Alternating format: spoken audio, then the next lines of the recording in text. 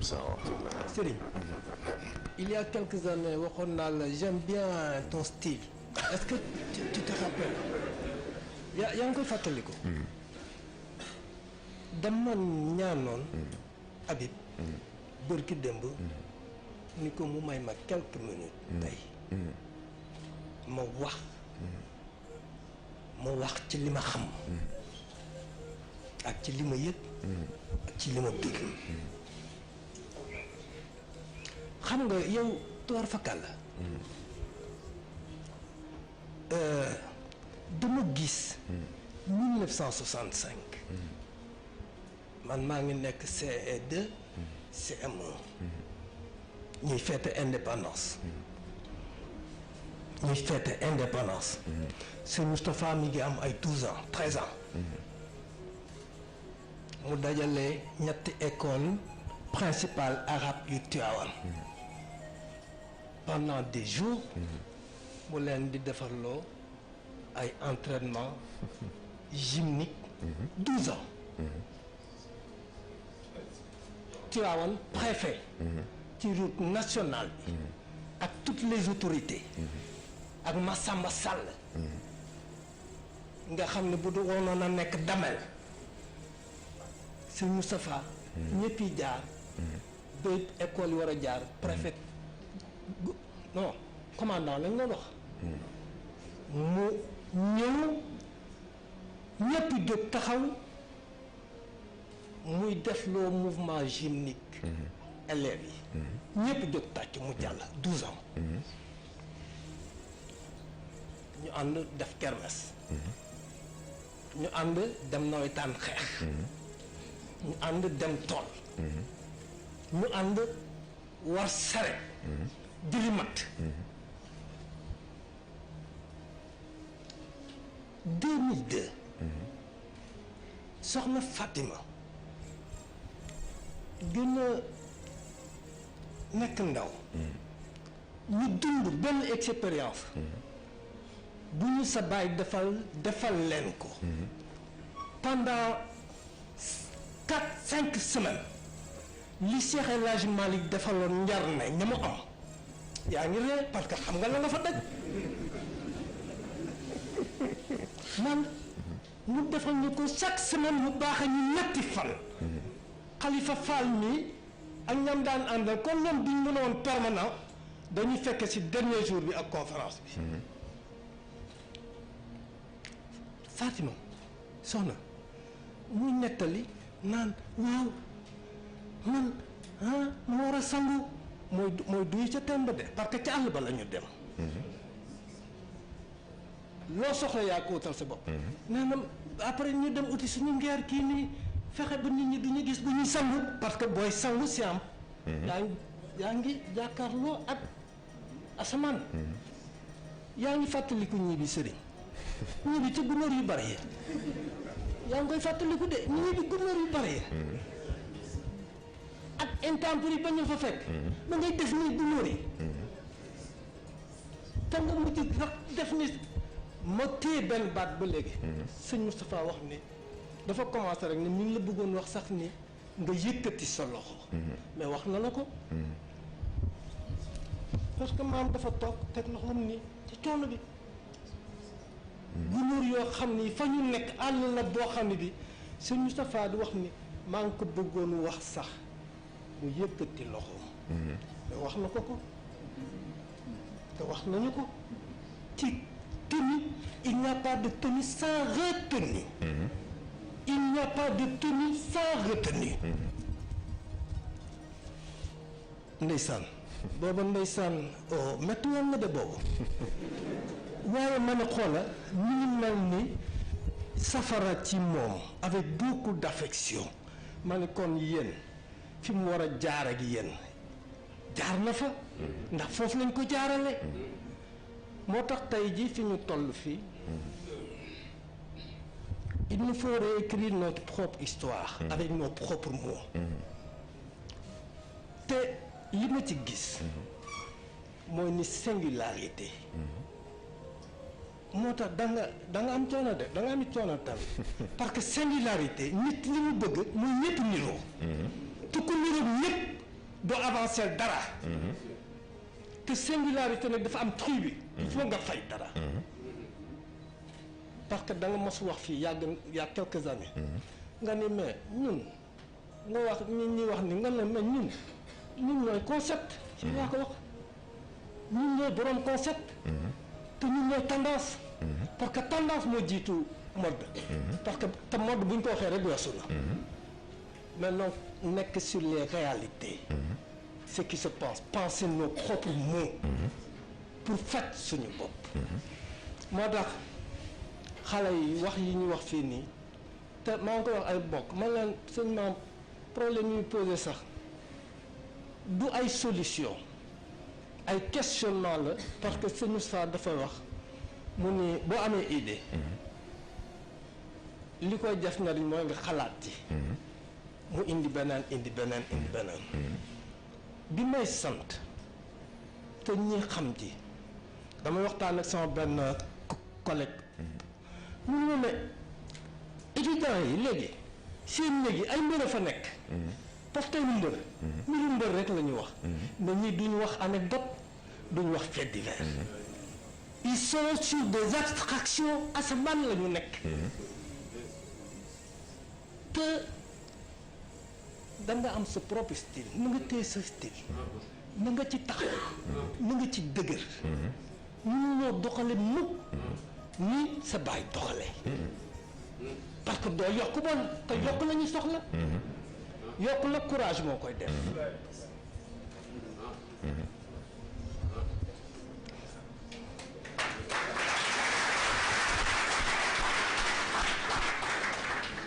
sama question bi ma bindoon nii dafa am benn ku wax ci proverbe mu ni Dieu n'a fait qu'ébaucher l'homme c'est sur terre qu'il se réalise mu ni yàlla kat subhanahu wa taala nekkul lu dul door nit gis nga dàtt bi comme bu ñu fagoon lii muy dàttu garab ñu bëgg ci génne kuur wala gën ka koy defari am na koo xam ne ci day dagg rek ba mu niroog ne fa lay yem mais am na koo xam ne que lu muy mujjee mooy di fab lañ set di xoos ca finition ba ak di jël papier mais ku jëkk instrument yoo xam ne yi day dur rek mooy li sëñ Cheikh di wax mu ni ki defar tàll ba pare doole ci di tifli di fomp ak tubay caayaam nee na gën a jekkal mu jekk léegi question bi nag mooy la réalisation de l'homme sur terre question boobu nga baal ma ko te nga baal ma nag li ci des yëpp mais j'apprécie le style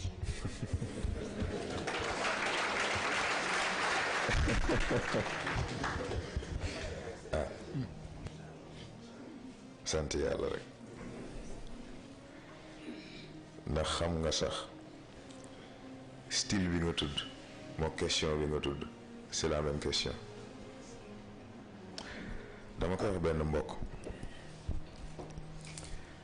ma ne ko gis nga jamono dafa toll foo xam ni nit dina dugal boppam safara ci appréciation bi muy am ci yow te du ko teg fenn fudul ci nim la gisee kon nag yow lay sóoral nga protéger ko ci kàmb googu mu bëgg a dugg il est donc impératif ci jamono boroom yitte boroom objectif il faut mu non seulement être à son meilleur mais il faut mu paraître à son meilleur ndax am na foo xam ne boo fa bokkee foo mënti toll il faut ku la xool xam ne kii de fële la loolu rek a indi style bi xam nga gis nga question bi nga posé ni question bu ma mës a intéressé la parce que dama mës a seetlu benn sculpture boo xam ni ki ko def il est tellement fin avec ses mains ba ci xeer mën na la indil effet voile gis nag nit même principe bi la looloo tax Colisée bi ñu indi ko ci façon bi ñu ko indee parce que dimension physique moo ci gën a yomb comprendre moo ci gën a yomb façonner boo duggee ci domaine mental bi nag def lien bi entre le physique et le mental ak seen interaction pour nga mën a dégg nag 3e semaine bi muy ruux ak implantation ci ñett yi dafay gën a yomb mooy li nga indi rek gis nga xeer boo ko yoree ba pare booy sculpter il faut nga dindi les grands blocs ba nga am une idée à peu près xam ni bon fii daal à peu près lii su nekk fii la war a nekk nga doogay génnee les formes complexes bu forme complexe yi génnee nag ci ngay doogay dugg ci finition yi ak détaillement beeg yu mel noonu gis nga c'est le même principe ci exercice physique xam nga malheureusement yu mel noonu dañ koy dégg Sénégal non sport boo koy def nangam non boo defee lii nangam et cetera mais da ngay xam ni xamuñu li ñuy wax ndax gis nga c'est le même principe ci développement physiquement même côté esthétique ak côté performance c'est le même principe doo tëb rek bëgg dugg ci leen li wala bëgg àgg fenn fi il faut nga jël sa temps étudier sa bopp étudier sa mécanisme yaram étudier sa métabolisme ak réponse bi muy def tey ji am na façon exercice yoo xam ni tey ji loo mën ci lekk di nga ko génnewaat li nga soxla rek ngay garder te loolu sax ci côté exercice rek la bokkul ak mécanisme bi yàlla jox nit ba pare ce qui fait que am na sax côté physique nooy travailler sa bopp mais man gis naa mag boo xam ni il a plus de 75 ans mais boo xoolee yaramam moo gën a dagg sax pilier bi mais lan moo ko may loolu mooy même principe bi da ngay dégager les grands blocs indi forme complexe yi doogay àgg ci finition yi c'est le même principe gis nga muy yaram muy xel muy ruux c'est le même principe il faut nga nangoo tàmbali li nga xam ne en fait moo la gën a sonal li la gën a gàllankoor nga écarter ko tegee ko de côté boo defee loolu déjà am nga pas en avant boo def gannaaw loolu nag léegi ngay dagg di gën a rafetal di gën a détaillé ba mu mel ni nga soxla mu mel laa nag yaa ngi jege nit loo gën a détaillé mu gën a rafet mu gën a niru lu grandeur nature ci ngay gën a jege nit di gën a jege nit parce que bu fekkoon yàlla dafay defar nit ñëw rek teg ban sens lay am formation bi mu soxla ci moom du ko mën a am ba juridiction mu mën ko yore mandat def ci lim ci war a def correctement moo tax il faut mu jaar ci phase de sculpture boobu phase de raffinement boobu ba moom it mën a mat li mu war a mat ba xam question bi tontu naa ko jërëjëf kon. donc d'après les développements dañuy jàpp ni kullu mawlidin yuuladu alal fitra mooy ébauche bi. irji'an ila rabbika radiyatan mardiya de réalisation bi. diggante bi nag yàlla ñaan fi doomu aadama mu jóge ci étape bi mu nekk dem ci étape bu nit. xam naa dañuy dem ci dernière question bi. waaye bala mu ciy dem dafa wax yu am solo. te Serigne Moustapha def ko. defal leen ko defal ñu ko. ndax dañuy wax nañu ñun la Serigne Moustapha jur. mais yow njabootam nga. xam nga ñu nekk ay xale nekk jàng école. mu créel ñu ay colonies de vacances. ñu yóbbu la ca ñii bi. doo am mat laa ci basang ngay tëdd. ndox bi ngay kaas bi ngay sangoo nga ñëw fekk ñu tegal la ko pour nga naan ci. mu nekk entraînement. ñuy def loo génie en herbe. may fàttali ko 2006 bi ñuy théâtre. fekk defu ko pour ñuy def ay spectacle. mais boobu mu ngi préparer la génération future. moo tax encouragement yi nga ko wax kii ñu xam ci jom ci fayda il va le réaliser incha allah parce que Serigne Sow mérité na ko ndax def na lu nekk xam naa ni cadre boobu sax du ci dugg. Habib xam nga li mu fàttali léegi ci cadre ñii bi. ci laa jàng baat boobu ma mës la wax. léegi am na koo xam ne boo ko nee boo courage da ngay sonal sa bopp ndax amul choix koo xam ne li mu gàddu moo xam oyof na moo xam diis na moo xam ñeme na moo xam ñemewul ak lu mënti xew mur baa ngi ci gannaawam li taxaw ci kanamam moo xam ñeme na ko moo xam ñemewu ko kanam rek la am comme choix boo ko nee bon courage it da nga koy sonal ndax amulu ko njëriñ am na koo xam ne ca kanam rek ñeme na ko ca kanam rek ragal na ko ca kanam rek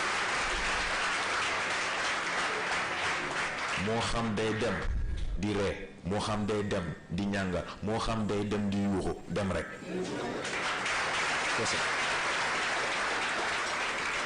te gis nga tonton Serigne lépp moo ñu ko jàngal ci protection ñibbi ba lépp ci protection ñibbi ba ndax gis nga gunóor yooyu maa ngi ko doon yëg bu baax waaye damaa xam ni moom ak fa mu toog gunóor yi may yëg moom lay yëg te bougéwul millimètre kon nag waruma man may bouger millimètre jeex na.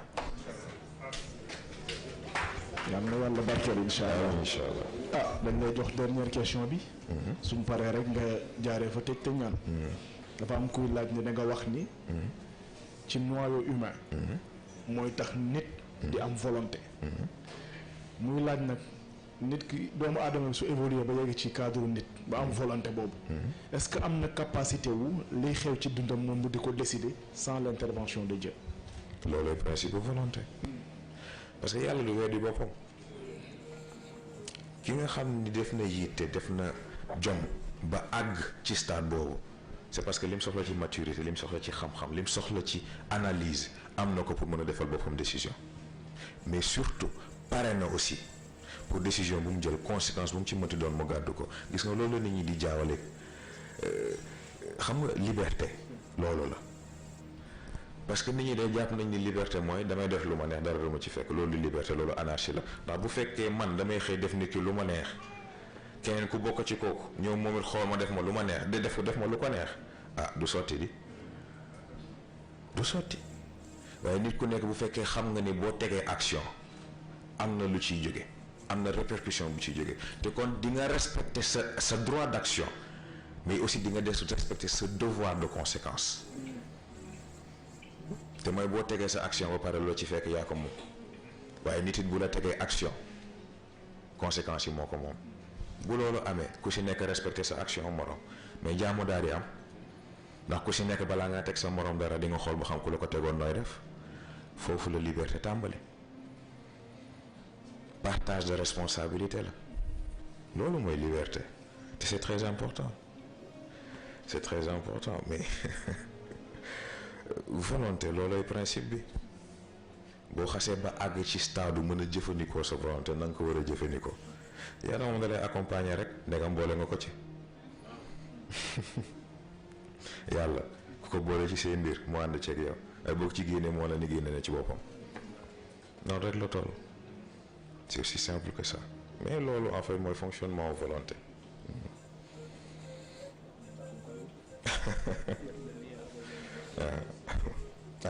Waaw xam naa sax kenn doyalul waaye it jeexagul tey la première semaine di doogay mat dese nañ yeneen ñaari semaine moom de niñ koy waxee rek xëy na sax première semaine bi mel na ni lu xaw a limité tuuti waaye loolu c'est fait exprès ndax gis nga dañ bëgg bu ci nekk dimension bu ci nekk ñu indi ko ci nañ ko war a indee d'abord dans le stade le plus pur possible bu ñu paree nag xool ji ci des bu ci nekk impactam ci bi ci des moo tax xëy na indi nañ dimension physique ak yi ci aju waaye fekk semaine prochaine nag ci la ñuy dugg aussi ci cadre mental mën a defaat le lien entre les deux esprit sain dans un corps sain boobu ñuy tudd ñu indi nag léegi sens réel lan moo tax mu am c'est très important xëy na nag ñu nit ñu xool rek bu boobaa est-ce que duñu jékki-jékki rek tiital gars yi rek absenté ndax xam naa moom buñ naa def question bu am rek ñu ne non maama ngi fi ay bàyyi leen rek naa xam nu ma def ak ñoom incha allah waaw ñoo ngi yéen rek booba muy mat ndax it suñu yéene mooy du yem ci koor gi am nañ yéene continuer ko di ko traité di indi éléments yu bees ba keroog ñëpp di am lañ soxla ci seen bopp incha allah xëy na nag balaa ñuy tëj bay ñaanalante dafa am lu ma bëggoon mu leer ndax dafa am lu ñuy attirer sama attention mu soxal ma lool nag duma ci fo duma ci kaf duma ci ree duma ci pardonner ndax dañ ma wax ni dafa am ay xale yuy wër di wax naan waaw daayira bi amatul Moustarchidine junior rek am ma yaakaar ni nag loolu ku sa xel di dox sa xol di wér di nga xam ne loolu tegewul fenn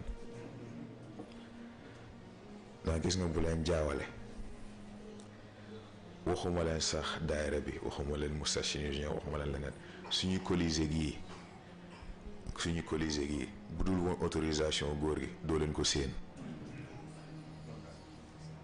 ñun sañu ñu def lu réeroog moom lim tëral sañu ñu def lu mu d'accordul sañu ñu taxawal lu mu d'accordul Moustarchidine junior moom moo ko fi teg Moustarchidine junior nekku fi pour remplacer daayira bi cadre de formation la pour képp koo xam ni yëg nga ci sa bopp ni soxla nga ko rawatina xale yi waaye lan mooy xale nit dina am ñeenti fukki at wala juróom-ñeenti fukki at te yàlla xam ne xale la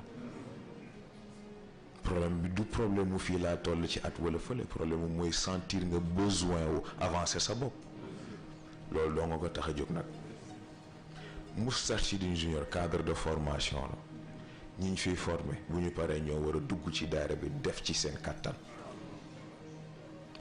gis ngeen nag dafa am lu jar a bàyyi xel te góor gi jàngale na ko gis ngeen seytaane du la approché mukk ci man li nga wax d'accord ma ci dalay approché ci ni laay yow lii nga wax man loolu laa d'accord foofu laa bokk sax waaye foofu laa jaar di la ci puus di la ci génne ba nga génne ca ba set ci wecc mooy la waa kay am naa li ma bëggoon muytu leen loolu ndax nag dafa jar a xàmmee ñi leen di approché di wax ni Moustarchidine leen di wax ni li ngeen gëm leen gëm te yàlla xam ne du ci dëgg xam ngeen dañuy tudd baatu chef de guerre di ko réyal di ko jox sens bu mu amul waaye nañ ko delloo sax ci sens bi gën a bi gën a terre à terre nañ dugg ci stratégie de guerre gis ngeen loolu xam ngeen nu mu tudd loolu la ñuy woo ci cadre militaire opération false flag te mooy boo ko traduire ci français muy faux drapeau te mooy koo xam ne dafay mbubboo li nga gëm mbubboo fi nga bokk ñëw defi ñombe boo xam ne kenn du ko taxal moom yow lañ koy taxal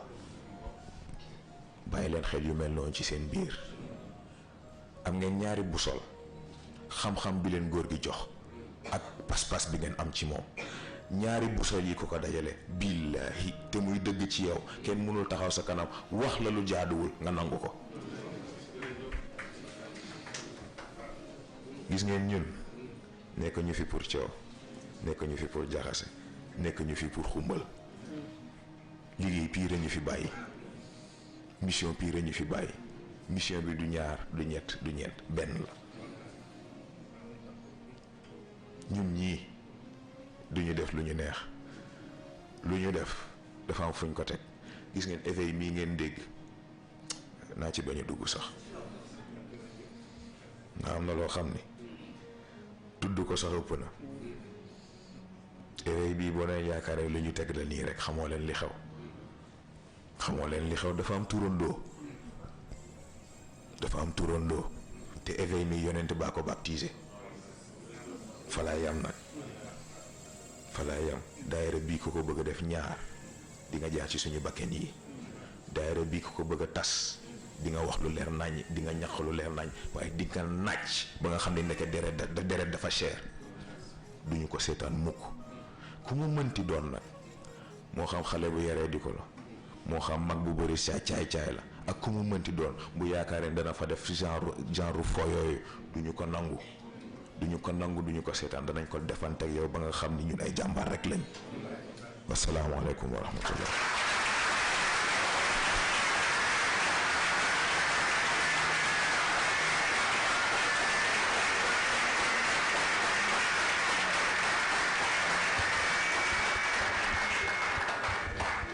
ñu jàng fatiha fàllaxe ak naa salaatul fatihi ñu tëjee ko jotaay bi